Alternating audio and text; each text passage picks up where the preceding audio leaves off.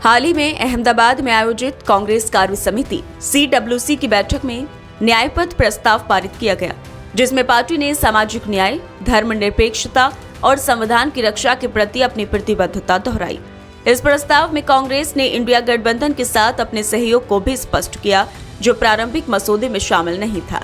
राहुल गांधी ने इस अधिवेशन में अपने संबोधन में कहा कि न्याय पथ केवल एक राजनीतिक दस्तावेज नहीं, बल्कि एक नैतिक और वैचारिक मार्गदर्शन है, जो भारत के संविधान और महात्मा गांधी की विरासत से प्रेरित है। उन्होंने कहा कि कांग्रेस का उद्देश्य है कि हर नागरिक को न्याय, समानता और गरिमा मिले। राहुल गांधी ने सोशल मीडिया एक्स पर पोस्ट शेयर किया और लिखा, कल AICC के अहमदाबाद अधिवेशन न्याय पथ में कांग्रेस ने देश के बहुजनों को हिस्सेदारी देकर सामाजिक न्याय को मजबूत करने के लिए 3 ऐतिहासिक संकल्प लिए हैं। नंबर 1, हम राष्ट्रीय कानून लाकर आरक्षण की 50% सीमा को खत्म करेंगे। नंबर 2, केंद्रीय कानून बनाकर SC/ST सब प्लान को कानूनी आकार देंगे और इन वर्गों की जनसंख्या के आधार पर बजट में हिस्सेदारी देंगे। नंबर 3, संविधान के अनुच्छेद 15(5) में निर्धारित SC/ST और OBC के निजी शिक्षण संस्थानों में आरक्षण के अधिकार को लागू करवाएंगे। देश के बहुजनों के लिए हमारा संदेश साफ है, आपके भविष्य से जुड़े इन मुद्दों पर हमारा साथ निभाएं, हाथ को मजबूत बनाएं, क्योंकि हाथ बदलेगा हालात। राहुल गांधी ने यह भी कहा कि कांग्रेस पार्टी सामाजिक न्याय के लिए प्रतिबद्ध है और वह जातीय जनगणना, आरक्षण की सीमा को 50% से अधिक बढ़ाने और अनुसूचित जाति, जनजाति, OBC और अल्पसंख्यकों के लिए न्याय सुनिश्चित करने के लिए काम करेगी। उन्होंने ये भी कहा कि पार्टी का लक्ष्य है हर नागरिक को न्याय, समानता और गरिमा मिले। सुनते हैं जातीय जनगणना पर राहुल गांधी ने क्या कहा। जाति जनगणना, उससे कुछ महीने पहले मैंने पार्लियामेंट हाउस में भाषण दिया था। मोदी जी के सामने कहा कि मोदी जी, आप जाति जनगणना कराइए, देश को मालूम होना चाहिए इस देश में दलित कितने हैं,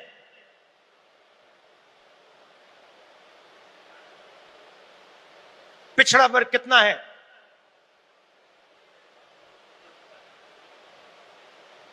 अति पिछड़ा कितना है, अति दलित कितने हैं, आदिवासी कितने हैं, माइनॉरिटीज कितने हैं, गरीब जनरल कास्ट के कितने लोग हैं।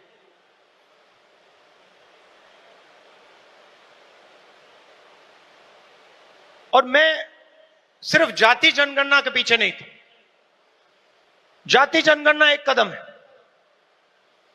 मुझे यह पता लगाना था कि इस देश में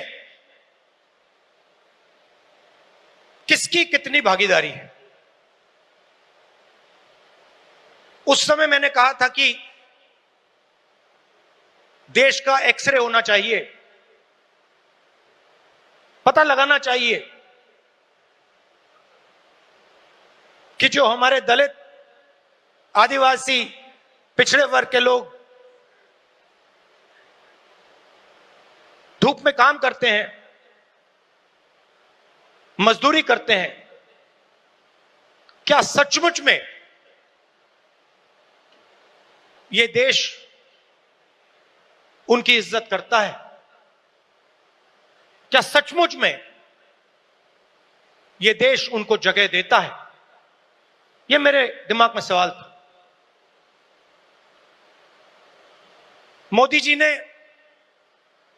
RSS ने साफ कह दिया, हम जाति जनगणना नहीं करेंगे, हम जानना नहीं चाहते हैं, हम समझना नहीं चाहते हैं, हम लोगों को बताना नहीं चाहते हैं कि इस देश में दलितों को, आदिवासियों को, पिछड़ों को, गरीब जनरल कास्ट को, माइनॉरिटीज को कितनी भागीदारी मिलती है, हम छुपाना चाहते हैं। और वहां मैंने सामने बोल दिया कि आप छुपाइए जितना छुपाना है।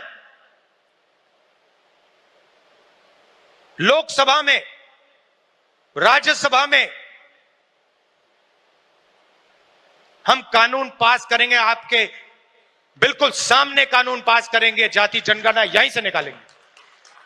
तेलंगाना में किया और आप हैरान हो जाओगे। रेवंत रेड्डी जी ने बोला मगर डिटेल में नहीं गए। और मैं जानता हूं कि जो तेलंगाना की हालत है वो इस देश के हर प्रदेश की हालत है। तेलंगाना में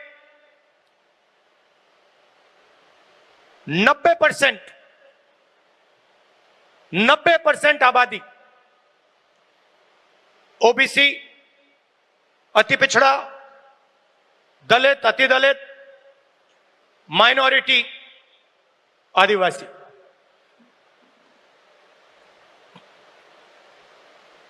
तेलंगाना का कॉर्पोरेट सेक्टर देखिए, मालिकों की लिस्ट, सीईओज की लिस्ट, सीनियर मैनेजमेंट की लिस्ट, 90% में से आपको एक व्यक्ति नहीं मिलेगा।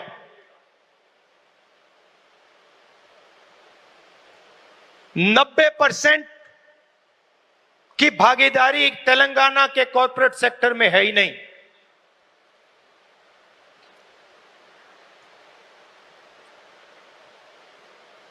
आजकल 21वीं सदी में मजदूर को गिग वर्कर कहा जाता है। वो घरों में खाना ले जाते हैं, घरों में खाना पकाते हैं, पिज्जा ले जाते हैं, अमेज़न की डिलीवरी ले जाते हैं, धूप में ले जाते हैं, सड़क पे मरते हैं।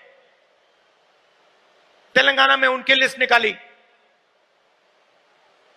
सारे के सारे या ओबीसी या दलित या आदिवासी। अब तेलंगाना में जाति जनगणना ने एक बिल्कुल नया औजार दिया है। तेलंगाना में हम सचमुच में विकास का काम कर सकते हैं। तेलंगाना में हम पिन पॉइंट एक्यूरेसी के साथ भागीदारी के बारे में हर सेक्टर में आपको बता सकते हैं। और मैं खुश हुआ कि जाति जनगणना होने के एकदम बाद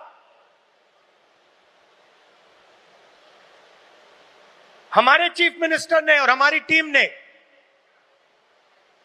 ओबीसी रिजर्वेशन को 42% तक पहुंचा दिया है।